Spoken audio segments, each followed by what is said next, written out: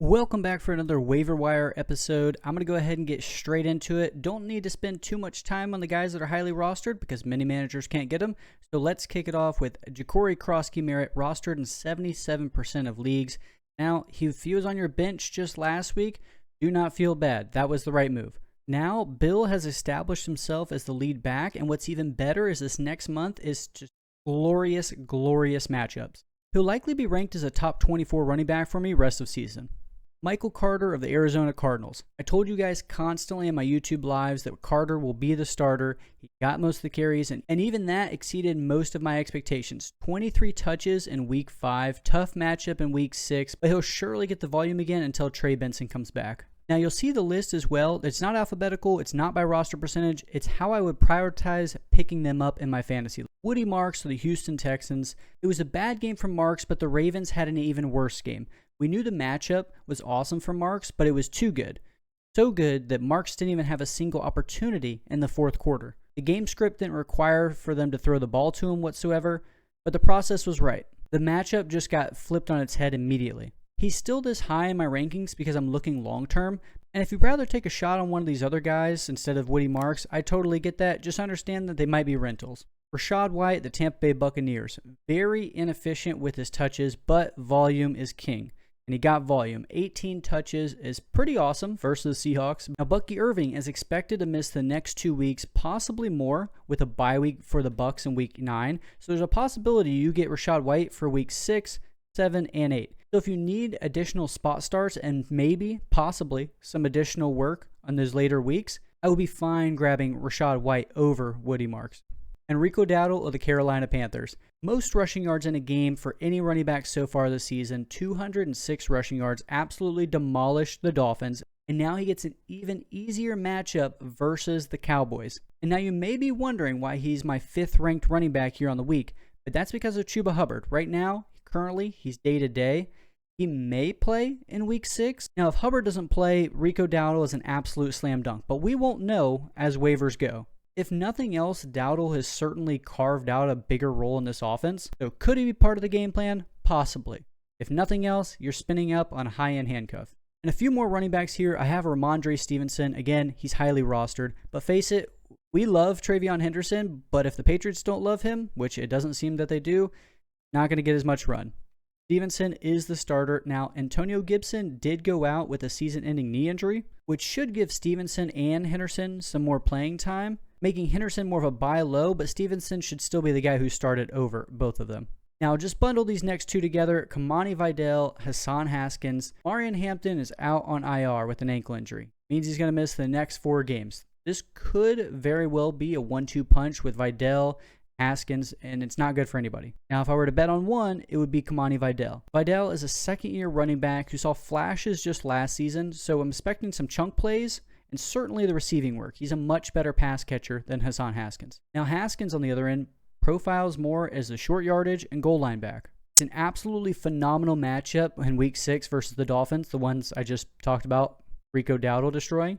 On to the wide receivers. Now, Matthew Golden, he is highly rostered, but if you could stash him and hope for that second half rookie breakout, I certainly would. Romeo Doubs. Now, both Packers are on here. They dropped because of people during the bye week, so I understand that. But don't forget, Doubs did just have a 3-touchdown game right before the bye. As of right now, it's probably going to be some wide receiver, tight end, mixed in carousel between who's going to have a good week. But Romeo Doubs very well could be the most consistent one out of all of them. Now, Josh Downs just had his best game of the season, but that's not saying much. It's 6 catches for 54 yards.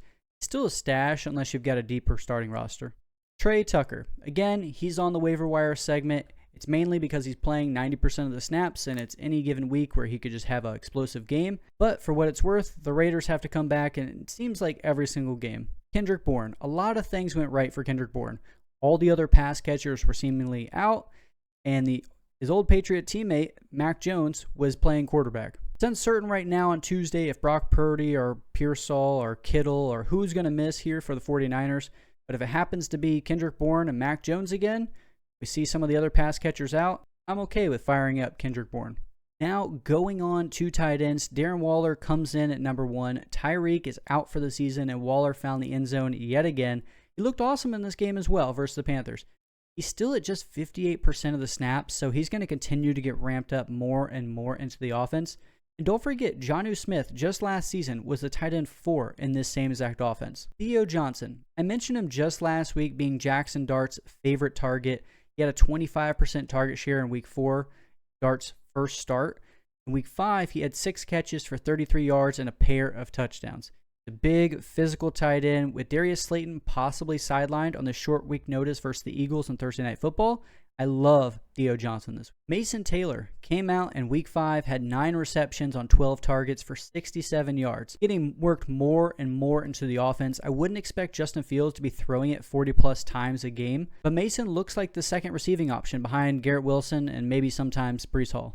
David Njoku. I talked about starting no Browns receiving weapons because we didn't know who Dillon Gabriel was going to throw to, plus it was a very tough Vikings defense. Turns out, Dillon Gabriel loved throwing to his tight ends, especially David Njoku. He's highly rostered, but those people who do have him rostered or have the ability to get him should find some optimism with Dillon Gabriel. And Britton Strange. Now, he got injured on Monday Night Football, but if he plays on Sunday versus the Seahawks, he is an absolute smash play.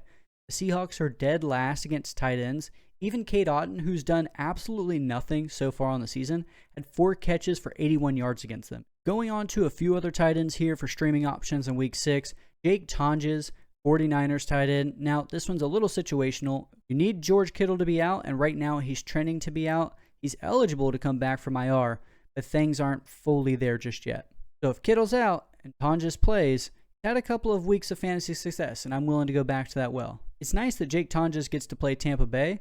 Tampa Bay that A.J. Barner just beat up on. A.J. Barner makes the list as well. He's playing Jacksonville. Now you're chasing touchdowns just a little bit with him, but he's getting more targets as well. He's worth a deep add. Harold Fannin.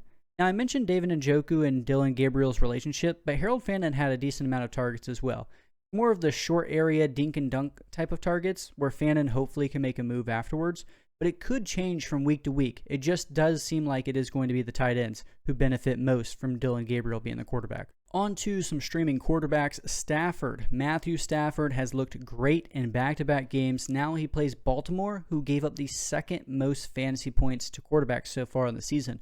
And we just saw C.J. Stroud. Yes, C.J. Stroud, the one nobody's ever starting, beat up on these same Baltimore Ravens. Brock Purdy or Mac Jones. I'm cool with either one of these guys. It just depends on who's available in your league. But whoever suits up, I'd love to start them against the Bucs. The Bucs give up the 5th most fantasy points to quarterbacks. We've seen multiple shootouts versus the Bucs.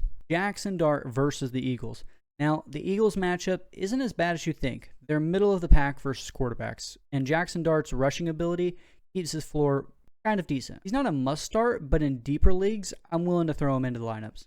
Now, Bryce Young versus the Dallas Cowboys. If you play him, you've got to look away. Now, it's an absolute cake matchup, but he had a cake matchup last week, and he did not deliver. For what it's worth, Dallas has given up these fantasy finishes for quarterbacks. The quarterback 1, 2, 6, 7, and 8. Do with that information what you will. And last but not least, let's go ahead to some streaming defenses. My number 1 favorite defense this week is the Patriots versus the Saints. Now, it's not just the Patriots versus the Saints. It's a multi-week option. They face the Saints, Titans, Browns, and Falcons, all of which are 7th or worse in offensive points per game. If I had to pay for them knowing this information, knowing I'd get them for multiple weeks, I'd be willing to spend up just a little bit more. Browns versus the Steelers and the Steelers versus the Browns. I'd obviously prefer the Steelers versus the Browns and a rookie quarterback, but the Browns defense is still pretty good. The lowest over-under of the week at 38.5 points. I'd expect this one to be a real defensive battle between the two teams. Seahawks versus the Jags. The Seahawks have 7 interceptions in 5 games, and Trevor Lawrence has looked better. He looked better on Monday Night Football especially, but he still has 5 turnovers in 5 games. The Seahawks defense, when healthy, can make some plays. And last but not least, I have the Colts versus the Cardinals. We've seen the Cardinals week after week beat themselves up. The Colts are favored in this one, and Kyler Murray hasn't put up over 220 passing yards or 19 fantasy points all season long. So this seems like an extremely safe play. And if you haven't already, make sure you do subscribe to the channel. I'm going live each and every single day, dropping waiver videos, rankings, and tier list each and every single week. So again, make sure you subscribe, hit the notification button so you know when I go live, and I'll see you in the next live stream.